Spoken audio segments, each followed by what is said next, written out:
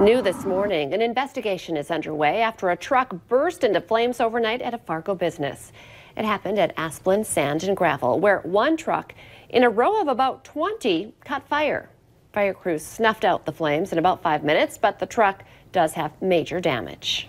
Hi, everyone, and thank you for waking up with us on this Thursday morning. I'm Jordan Schreier here with Lisa Bedell. We're just getting started with your news and weather to the top of the hour to help you plan for your day. And we have a breaking news alert for you this morning. 2 North Fargo residents have a neighbor to thank for saving them from a fire and then helping to minimize the damage to their burning home. He woke up the homeowners around 2 this morning to tell them their garage was on fire. They did get out safely, and then firefighters later rescued several pets that were trapped in the home. That same neighbor also dug out a fire hydrant that was buried in snow across the street.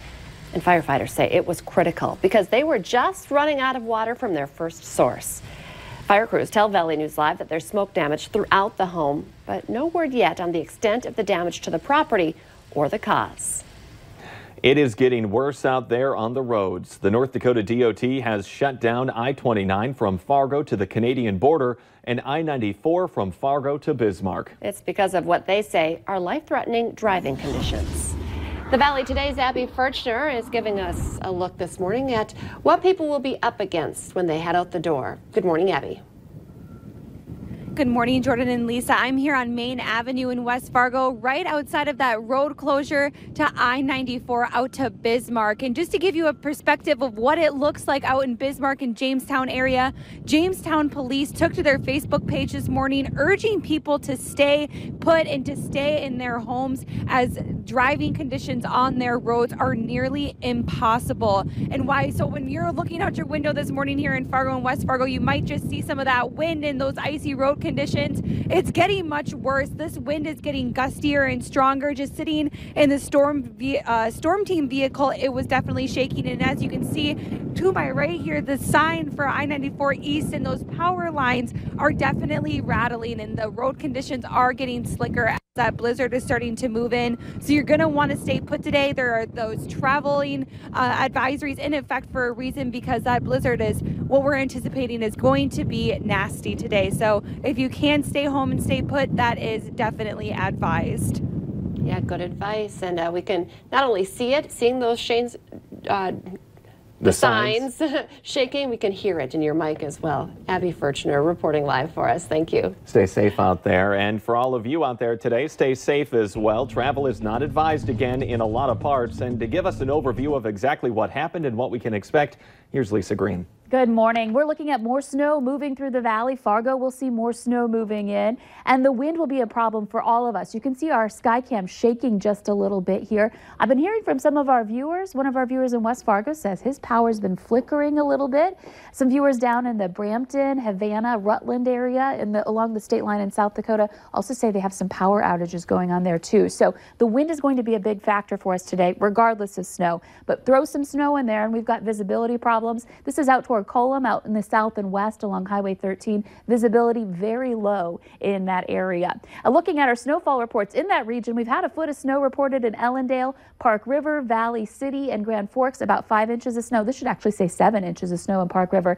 And Fargo, you can see we've had a measly 0.9, and that's snow and slush combined. So we were right in that transition zone when this started up. So we'll have lesser snowfall totals in the FM Metro. I think a lot of people will probably be thankful for that. But there is snow coming in, and you could see this large area of it that's going to gradually work eastward. You can see some advancement here a little bit into Polk County, very just slight, but it gives you an idea of what we'll be seeing. And overall, again, the system will just slowly slide eastward with some scattered areas of snow, some pockets of heavier snow within that.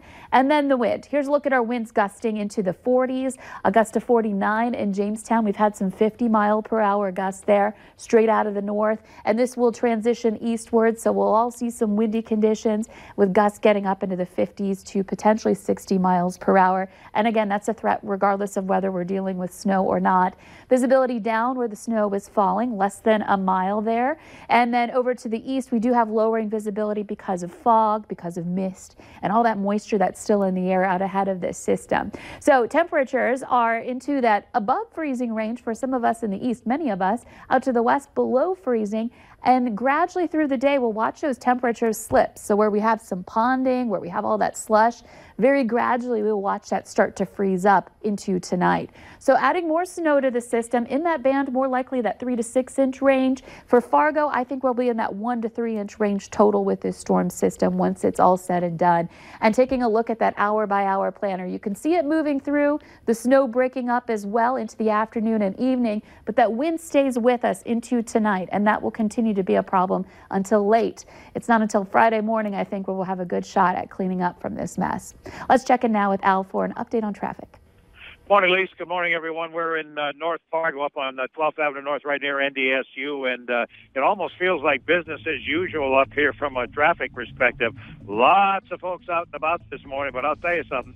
The big deal this morning is the slush in the metro area. It is very, very slippery. In fact, when I was coming down the 12th Avenue North bridge headed east here, felt a little bit like I was at the dike on a toboggan because basically the vehicle was just sliding down the hill. It's very, very slippery this morning in this slush. Make sure you look out for that. Also, ponding this morning. That's definitely an issue.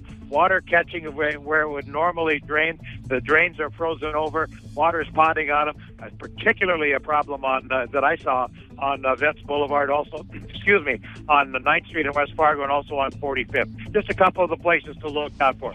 Bottom line is, if you're in the metro area, you can get around, but slow down and take it easy. Al Ahmed, Valley Today traffic. We're following some breaking news right now. Emergency crews have been called to a Moorhead home after reports of a garage collapse. It happened at 505 5th Street South around 6:30 this morning, just a few minutes ago. Yeah, we don't really have a lot of information right now, but be sure to stay with Valley News Live for updates throughout the morning. Otter Tail power crews are out right now making repairs on a power outage this morning. The problem is just west of Wahpeton. About 600 customers are impacted. Crews say the blocked roads and low visibility are making their travel difficult, so they are asking people to be patient this morning. More than 100 schools in the valley are shut down in anticipation of this storm. A few are starting late as well. Closures include West Fargo, Moorhead, NDSU, MSUM, Concordia, and UND. Fargo schools are already on spring break. Clinics, daycares, and other services are also closed. We just heard that West Acres Mall is closing today as well. And you can check out the entire list on our website, valleynewslive.com. Click on the Closing and Delays tab at the top of our homepage. They're also at the bottom of your screen. The storm is also impacting air travel across much of the Midwest. 10 morning flights in or out of Fargo were canceled, but in Grand Forks, they're still listed as on time.